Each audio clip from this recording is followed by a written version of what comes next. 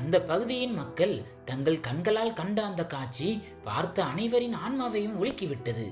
கௌரவம் மற்றும் செல்வத்திற்கு உதாரணமாக கருதப்பட்ட அந்த மகாதேவன் ஒரு வாரமாக மாயமாகியிருந்தார். மாளிகையின் உயரமான கதவுகளில் பூட்டு தொங்கிக் கொண்டிருந்தது. உள்ளே என்ன நடக்கிறது என்பது யாருக்கும் தெரியவில்லை. பின்பு ஒரு நாள் திடீரென அவரது 2 மகள்களும் அனைவருக்கும் செய்தி அனுப்பினார்கள், எங்கள் தந்தை காலமானார் என்று. பின்பு மாளிகையின் பூட்டை உடைத்து அறையில் இருந்து அழுகிய நிலையில் இருந்த அவரது உடலை மீட்டபோது அந்த பகுதி மக்கள் அதிர்ச்சியில் உறைந்து போயினர். இறந்த மகாதேவன் உடலின் நிலை மிகவும் மோசமாக இருந்ததால் அருகில் செல்லக்கூட யாரும் துணியவில்லை. இந்த செய்தி காட்டு தீ போல ஊர் முழுவதும் பரவியது. மக்கள் தங்களுக்குள் கிசுகிசுக்க தொடங்கினர். செல்வந்தர்களும் இப்படிதான் அனாதையாக மதிப்பற்ற முறையில் இறப்பார்களா? ஆனால் மகாதேவன் அவ்வளவு பெருமைப்பட்ட அவர் மகன்கள் எங்கே? மக்கள் மகாதேவனின் 2 மகள்களும் தங்கள் கணவரோடு சேர்ந்து தங்கள் நடுங்கும் தோள்களில் தந்தையின் உடலை சுமந்து கொண்டு இடுகாட்டிற்கு செல்வதை கண்டபோது இந்த கேள்விக்கு விடை கிடைத்தது. அவர்களின் கால்கள் கனமாக இருந்தன. அந்த பெண்கள் வெறும் உடலை சுமக்கவில்லை, மாறாக தங்கள் கடந்த காலத்தின் பாரத்தை சுமந்து கொண்டிருந்தனர். ஆனால் மகாதேவன் என் மகன்கள் என்று பெருமைப்பட்ட அவருடைய மகன்கள் எங்கேயும் காணப்படவில்லை. அவர்களை பற்றிய எந்த தகவலும் இல்லை. உலகத்தின் கண்களுக்கு இந்த காட்சி ஒரு சவப்பெட்டியை விட மோசமாக இருந்தது. வாழ்நாள் முழுவதும் துன்புறுத்தப்பட்டு அவர்கள் ஆசைகள் அனைத்தும் நசுக்கப்பட்ட அதே மகள்கள் இன்று தங்கள் கொடுங்கோல் தந்தையின் உடலை தனது தோளில் சுமந்து கொண்டிருந்தனர். இடுகாட்டை அடைந்த போது அங்கே மற்றொரு வியக்கத்தக்க காட்சி அரங்கேறியது. இறுதி சடங்கு ஊர்வலம் தரையில் வைக்கப்பட்டது. ஆனால் எவரும் முன் வந்து இறுதி சடங்கு நடத்த தயாராக இல்லை. மக்கள் கேட்க தொடங்கினர். மகாதேவன் செய்த அத்தகைய பாவங்களுக்காக அவர் இறந்த செய்தி கூட ஒரு வாரம் வரை யாருக்கும் தெரியாமல் போனது. அவரது உடல் ஏன் அறையில் அனாதையாக கிடந்தது? அவருக்கு என்ன தண்டனை கிடைத்தது? இன்று அவரது இறுதி சடங்கு கூட அந்நியமாகிவிட்டது. உண்மையில் இது கர்வம், கொடூரம் மற்றும் ஒரு தனிமையின் கதை.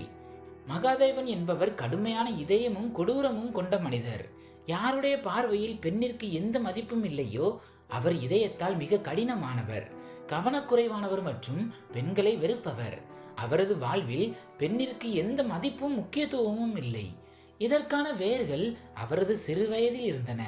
அவர் பிறந்தபோது தாயார் இறந்து விட்டார். தாயின் அன்பிற்கு ஏங்கிய மகாதேவனை அவர் தந்தை மற்றும் தாத்தா வளர்த்தனர். ஆனால் தாயின் நிழல் இல்லாதது அவரது இதயத்தை கல்லாக்கியது. அவர் பார்வையில் பெண்ணின் அந்தஸ்து ஆடுகளை விட மேலானதாக இருக்கவில்லை. இளமை பருவத்தில் அவர் தனது செல்வம், அதிகாரம் மற்றும் அந்தஸ்தை தவறாக பயன்படுத்தினார். பெண்கள் அவருக்கு வெறும் பொம்மைகளாக இருந்தனர். பெண்களை பயன்படுத்துங்கள், தூக்கி எறியுங்கள் என்று சொல்ல தொடங்கினார். இதையெல்லாம் கவனித்த அவரது தந்தை ஒருமுறை தனது வளர்ப்பில் தவறு செய்து விட்டோம் என்பதை உணர்ந்தார். ஆனால் அதற்குள் மிகவும் காலம் கடந்து விட்டது. தந்தையின் மறைவுக்கு பிறகு மகாதேவன் முழு சுதந்திரத்தை பெற்றார். அவர் வள்ளி என்ற ஏழை மற்றும் அப்பாவி பெண்ணை திருமணம் செய்தார். வள்ளி அமைதியான, பயந்த சுபாவம் கொண்டவர். தான் செய்யும் செயல்களில் எப்போதும் அவர் தலையிட மாட்டார் என்று மகாதேவன் நம்பினார். திருமணத்திற்கு 1 வருடம் கழித்து அவர்களுக்கு 2 பெண் குழந்தைகள் பிறந்தன. வள்ளியின் மகிழ்ச்சிக்கு எல்லையே இல்லை. ஆனால் மகாதேவனுக்கு அது ஒரு பேரழிவு போல இருந்தது. அவர் கோபத்தில் பித்து பிடித்தார். வள்ளியை ஈவிரக்கமின்றி அடித்தார். உன்னால் தான் பெண் குழந்தைகள் பிறந்தன என்று குற்றம் சாட்டினார். வள்ளி வலியால் துடித்தார்.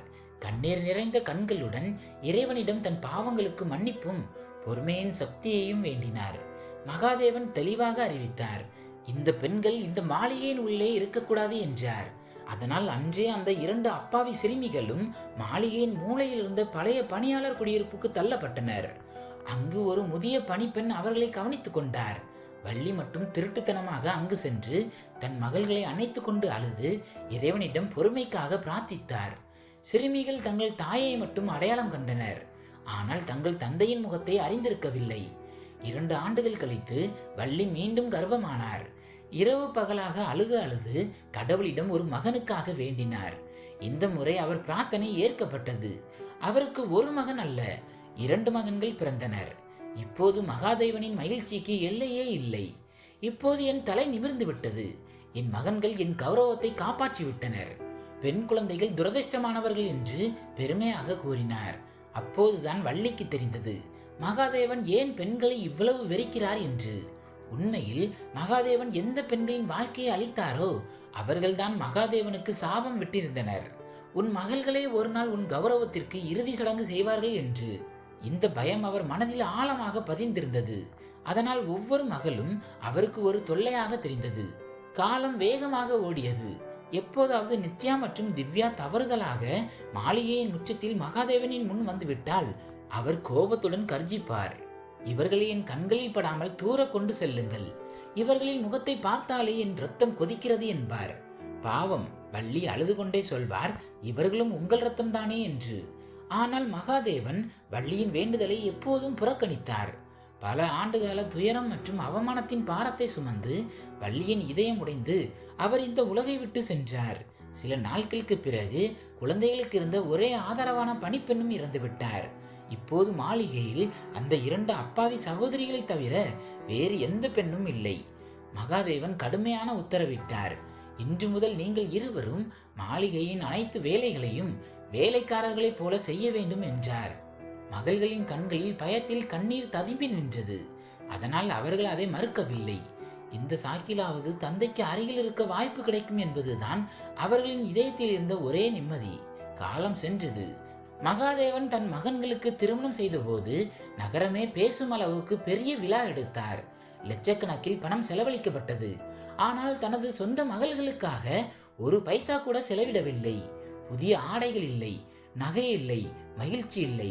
நித்யா மற்றும் திவ்யா கிழிந்த ஆடைகளை அணிந்து வாழ்ந்தனர். அவர்களின் வாழ்க்கையில் மிக வலி நிறைந்த தருணம் வந்தது. மகாதேவன் வெளிப்படையாக சொன்னார், நீங்கள் இருவரும் திருமண ஊர்வலத்தில் கால் கூட வைக்க கூடாது. மக்கள் என்ன சொல்வார்கள்? இந்த துரதிர்ஷ்டமான பெண்கள் யார் என்பார்கள். அதனால் நான் உங்களை என் மகள்களாக ஏற்றுக்கொள்ளவே முடியாது என்றார். 2 சகோதரிகளும் அழுது கொண்டே தங்கள் பழைய குடியிருப்புக்கு திரும்பினர். நித்யா விம்மி அழுதபடி சொன்னால், நாம் என்ன குற்றம் செய்தோம்? அப்பா நம்மை பிறந்தவுடனேயே இந்த மாளிகையை விட்டு வெளியேற்றி விட்டார். திவ்யா கண்ணீரை துடைத்து கொண்டு அவளை அணைத்து கொண்டு சொன்னால், பொறுமைக்குள் சகோதரியே, பொறுமையாக இரு. பொறுமைசாலிகளுடன் கடவுள் இருக்கிறார். ஒரு நாள் தந்தை மனம் நம்மிடம் கனிந்து வரலாம் என்று கூறினாள். ஆனால் உண்மை என்னவென்றால் அவர்களின் தந்தை மனம் மேலும் கல் நெஞ்சமாக மாறிக்கொண்டிருந்தது. நித்யா மற்றும் திவ்யாவின் 2 நாத்தனார்கள், அதாவது மகாதேவனின் மருமகள்கள் கூட அவர்களை வேலைக்காரிகளை விட கேவலமாக நடத்தினார்கள். மகாதேவன் தன் மகள்களை பார்க்கும் போதெல்லாம் அவரது கோபம் உச்சத்தை தொடும். மற்ற பெண்களின் வாழ்க்கையை அவர் எப்படி அளித்தாரோ அதே போல தன் சொந்த மகள்களும் ஒரு நாள் தன்னை அவமானப்படுத்துவார்கள் என்று அவர் பயந்தார். அதனால் மகள்களை வெளியே செல்ல விடாமல், படிக்க விடாமல், யாரிடமும் பேச விடாமல் தடுத்தார். அவர்களின் உலகம் சமையலறை மற்றும் பணியாளர் குடியிருப்புக்குள்ளேயே சுருங்கி போனது. ஒரு நாள் ஒரு விருந்தினர் மாளிகைக்கு வந்தார். தற்செயலாக அவர் நித்யாவை சந்திக்க நேர்ந்தது. நித்யா மரியாதையுடன் அவரை வரவேற்பு அறைக்கு அழைத்து சென்றாள். இது ஒரு சிறிய விஷயமாக இருந்தாலும் நித்யாவிற்கு அதுவே மரணத்திற்கான காரணமாகிவிட்டது. மகாதேவன் இந்த அற்ப விஷயத்தை பிடித்து கொண்டு நித்யாவை தாக்க தொடங்கினார். அவர் பெல்ட்டை கலற்றி அவளை அடித்தார். பின்பு அவள் மீது எண்ணெய் ஊற்றி எரிக்க தயாரானார்.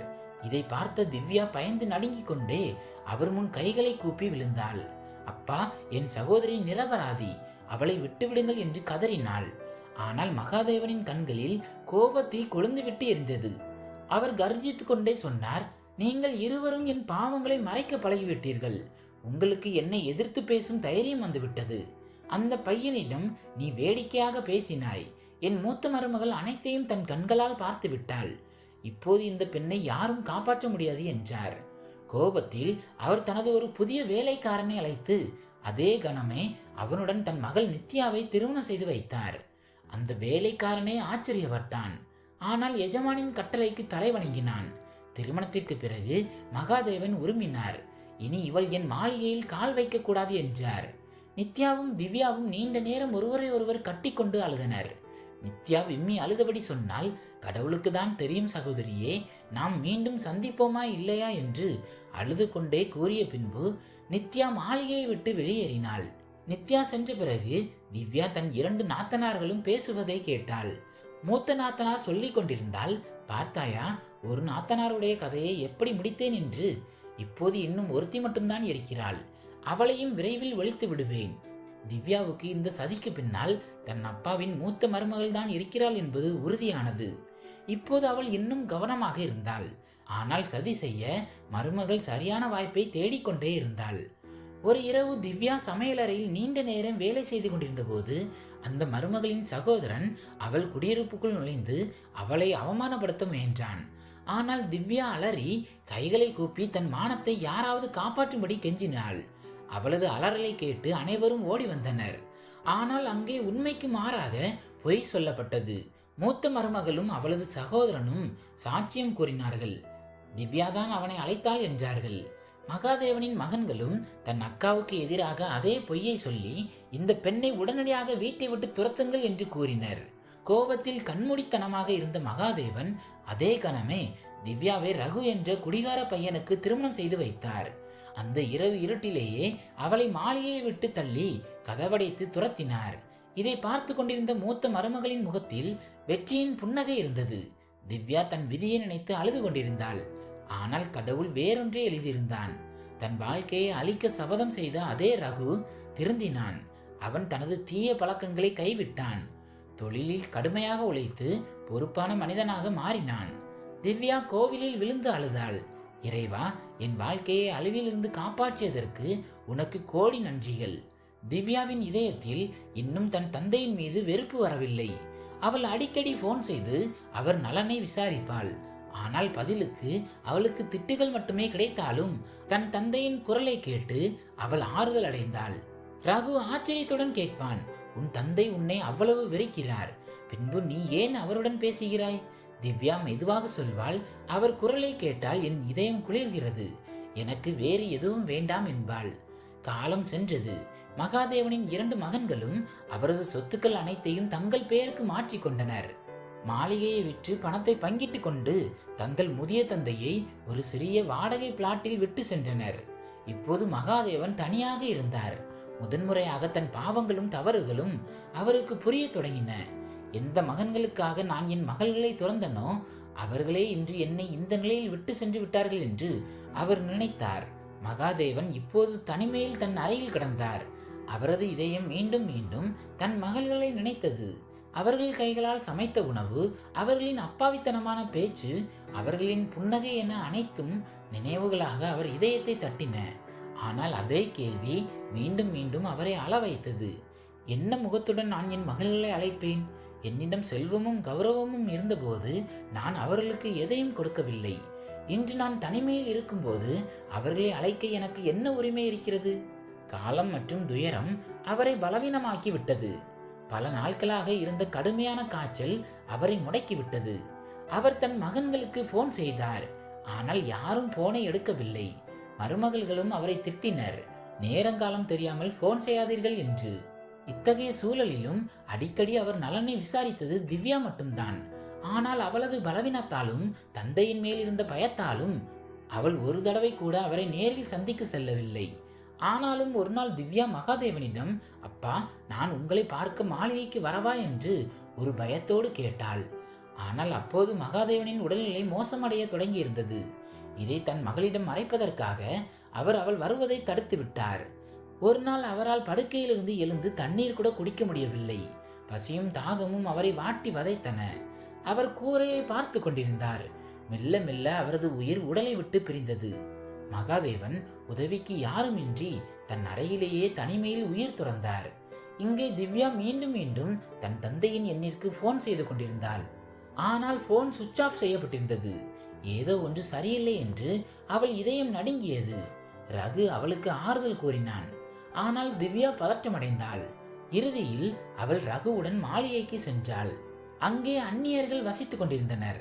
அக்கம்பக்கத்தினர் அவரது மகன்கள் தங்கள் தந்தையை அருகில் உள்ள ஒரு சிறிய பிளாட்டில் விட்டு சென்று விட்டனர். அங்கு அவர் தனியாகத்தான் வசிக்கிறார் என்று கூறினர். இதை கேட்டு திவ்யாவின் இதயம் சுக்குநூறாக உடைந்தது. அவள் ஓடி சென்று அந்த வீட்டை பார்த்தாள். ஆனால் கதவு உள்பக்கமாக பூட்டியிருந்தது. அங்கே துர்நாற்றமும் வீசிக்கொண்டிருந்தது. உடனே ரகுவிடம் இந்த கதவை உடை என்று கூறினாள். கதவு திறந்ததும் உள்ளே இருந்த காட்சியை பார்த்து இருவரும் அதிர்ச்சியில் உறைந்து போயினர். மகாதேவனின் உடல் பல நாட்கள் பழையதாக இருந்தது.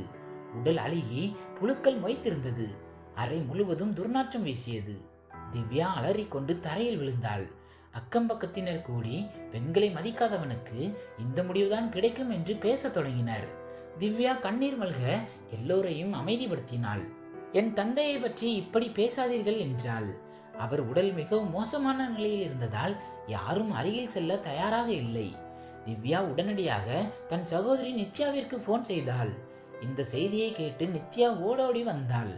பிறகு அந்த இரு சகோதரிகளும் ரகுவும் மட்டும் முன்னேறி சென்று உடலை தூக்கினர். பின்பு இடுகாட்டை அடைந்தபோது மக்கள் இறுதி சடங்கு நடத்துவதை தவிர்த்து பின்வாங்கினர். இந்த மனிதன் பெரிய பாவி, நாங்கள் இவருக்கு இறுதி சடங்கு செய்ய மாட்டோம் என்று கூறினர். ஆனால் ஊரில் ஒரு பெரிய மனிதரான ராமையா அவர்கள் மக்களுக்கு புரிய வைத்தார். ஒரு மனிதனின் செயல்களுக்கான கணக்கை இறைவன் பார்ப்பான், நாம் நம் கடமையை செய்ய வேண்டும் என்றார். அதன் பிறகே மக்கள் இறுதி சடங்கு செய்ய தயாராயினர். அதே நேரத்தில் மகாதேவனின் மகன்களும் அங்கு வந்தனர். தங்கள் தந்தையின் இறுதி சடங்கில் பங்கேற்க அவர்கள் வந்திருக்கிறார்கள் என்று அனைவரும் நினைத்தனர். ஆனால் அவர்கள் நோக்கம் வேறாக இருந்தது.